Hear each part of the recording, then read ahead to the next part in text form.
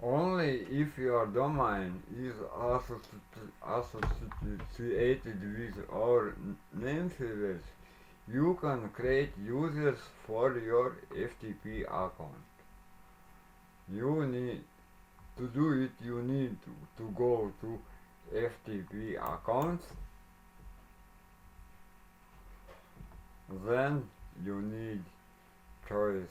If you have more domains, you can choice for which domain you will create your FTP account, the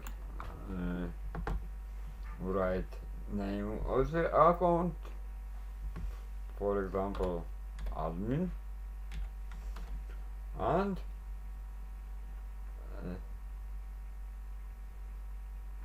in this time this access will be to public HTML, and add FTP account, and after that there you see username for your account, and there is password. Of course you can change password for your FTP account, and in default your FTP account is locked.